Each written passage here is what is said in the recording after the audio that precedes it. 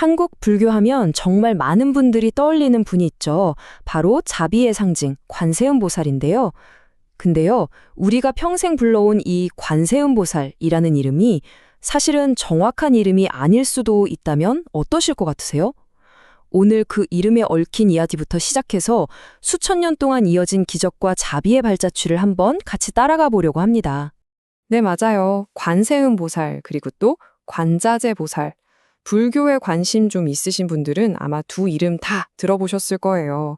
근데 이 두 이름이 사실은 한 분을 가리키는 거고, 심지어 아주 작은, 정말 사소한 오해에서 비롯됐을 수도 있다는 건 잘 모르셨을 겁니다. 이게 그냥 다른 이름이 아니에요. 그 안에는 불교의 깊은 사상이 담겨 있거든요. 자, 우리가 늘 불러왔던 그 이름 뒤에 숨겨진 비밀, 지금부터 한번 제대로 파헤쳐 보겠습니다. 자, 그럼 첫 번째 퍼즐 조각부터 맞춰볼까요? 도대체 어떻게 한 분의 보살이 두 개의 이름을 갖게 된 건지 그 뿌리부터 한번 찾아가 보죠. 모든 시작은 바로 이 두 단어였습니다. 화면에 보이는 산스크리트어 단어 한번 보세요. 자유를 뜻하는 사바라, 그리고 소리를 뜻하는 스바라. 어때요? 발음이 정말 비슷하지 않나요? 사바라, 스바라. 정말 종이 한 장 차이죠. 바로 이 미묘한 차이 때문에 지혜로 세상을 자유자재로 꿰뚫어 본다는 의미의 관자재보살과 세상의 모든 소리를 듣는다는 의미의 관세음보살이라는 두 가지 이름이 생겨나게 된 겁니다. 야, 정말 작은 발음 하나가 역사의 물줄기를 완전히 바꿔놓은 거죠. 이게 그냥 추측이 아니에요. 실제로 당나라의 현흥 스님이라는 분이 이 점을 딱 짚어냈습니다. 옛날에는 경전을 다 손으로 베꼈었잖아요. 그 과정에서 발음이 너무 비슷한 사와 스바를 누군가 순간적으로 헷갈려서 잘못 적었을 가능성이 매우 높다는 거죠. 그러니까 원래 이름은 지혜를 상징하는 관자재였는데 이 작은 필사 실수 하나로 자비를 상징하는 관세음으로 번역됐을 수 있다는 이야기입니다. 와, 정말 역사는 이런 사소한 것에서 바뀌는구나 싶네요. 근데요, 이게 정말 단순한 실수였을까요? 아니면 어쩌면 의도된 변화는 아니었을까요? 한번 생각해 보세요, 여러분. 저 높은 곳에서 세상을 꿰뚫어 보는 지혜의 보살님도 물론 대단하시지만 지금 내가 너무 힘들어서 외치는 이 목소리를 들어주시는 자비의 보살님이 사실 우리에겐 더 가깝게 느껴지지 않나요? 심오한 관자재보다는 따뜻한 관세음으로, 그러니까 사람들이 더 의지하고 싶어 하는 쪽으로 이름의 의미가 자연스럽게 옮겨간 거라는 해석도 정말 설득력이 있죠. 자, 그럼 세상의 모든 소리를 듣는다는 이 엄청난 능력, 이건 도대체 어떻게 가능한 걸까요? 그냥 타고나는 걸까요? 아닙니다. 관세음보살님만의 아주 특별한 수행법이 있었어요. 그 비밀의 문을 한번 열어보겠습니다. 그 비밀의 이름은 바로 이근원통입니다. 한자라 좀 어렵게 들리시죠? 아주 쉽게 풀어서 말씀드릴게요. 이근은 귀, 원통은 막힘없이 통한다는 뜻이에요. 그러니까 다른 감각, 보거나 생각하는 게 아니라 오직 듣는 행위 하나만으로 궁극의 깨달음에 도달하는 수행법인 거죠. 세상의 온갖 소리를 그냥 듣기만 하는데 그 소리 너머에 있는 진리까지 꿰뚫어 보게 되는 경지. 이게 바로 관세음보살 수행의 핵심입니다. 이렇게 듣는 수행을 통해 얻게 된 그 엄청난 힘이 바로 이 구절에 응축되어 있습니다. 순흥엄경에서는 이렇게 말해요. 대자재한 힘으로 모든 중생에게 두려움 없음을 베푸신다. 여기서 말하는 이 대자재한 힘이 그냥 나온 게 아니라는 거죠. 바로 그 치열한 듣기 수행의 결과물인 겁니다. 그리고 이 이근원통 수행법이 자세히 설명된 경전이 바로 순흥엄경입니다. 이게 그냥 어려운 철학책이 아니에요. 여기 화면에 나오는 원래 이름 한번 보세요. 와, 숨 안 쉬고 한 번에 읽기도 힘들죠.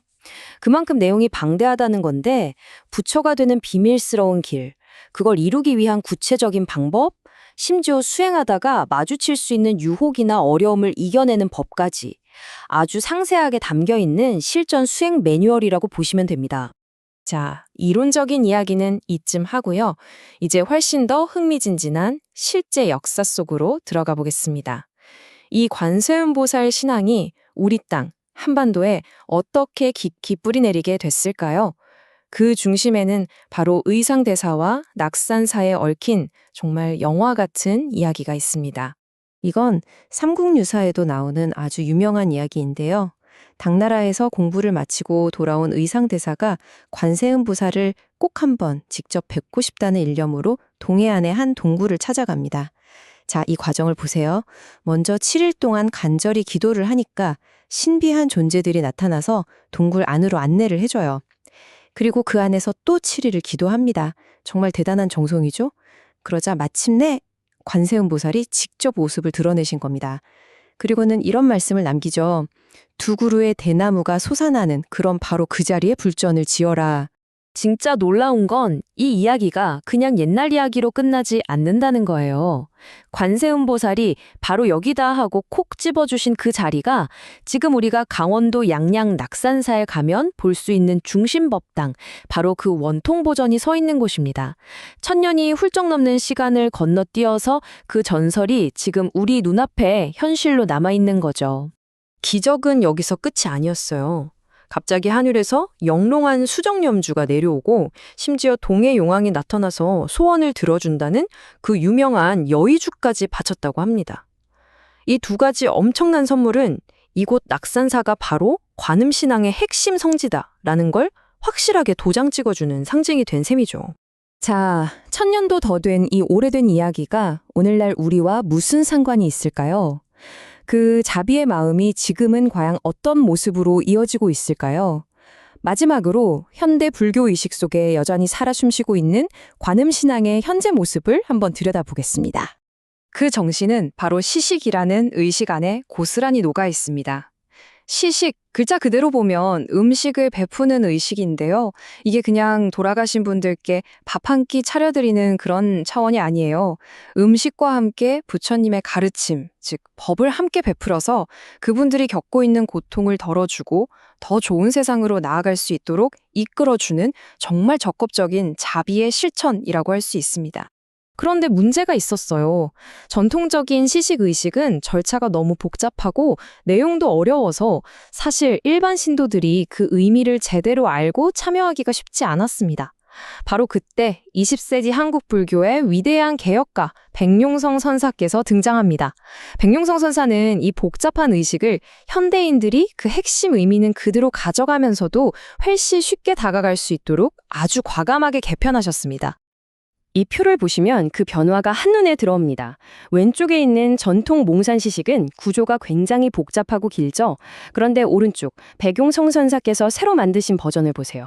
딱 봐도 간결한 버전과 전체 버전으로 체계화되어 있고 무엇보다 의미가 아주 분명하게 드러납니다. 핵심적인 차이는 바로 명료성과 독창성이에요. 복잡하기만 한 절차는 걷어내고 그 안에 담긴 자비라는 핵심 메시지를 누구나 쉽게 이해할 수 있도록 만든 거죠. 이건 정말 대단한 혁신이었습니다. 결국 백룡성 선사의 개혁은 그냥 절차를 단순하게 만든 게 아니었던 겁니다. 더 많은 보통 사람들이 자비의 마음을 직접 느끼고 함께 실천할 수 있도록 문턱은 확 낮추면서도 그 속에 담긴 깊이와 의미는 전혀 훼손하지 않은 거죠. 이야말로 시대를 앞서간 정말 위대한 혁신이라고 할 수 있습니다. 자, 이렇게 이름에 얽힌 작은 오해에서부터 시작해서 귀로 깨달음을 얻는 수행법, 1000년 전의 기적, 그리고 오늘날의 의식까지 관세음보살의 정말 긴 여정을 함께 달려왔네요. 마지막으로 여러분께 질문 하나를 던지면서 마무리할까 합니다. 세상의 모든 고통스러운 소리를 다 듣겠다는 그 간절한 약속. 온갖 시끄러운 소리와 또 외로운 외침으로 가득 찬 지금 이 시대를 살아가는 우리에게 과연 어떤 의미로 다가올까요?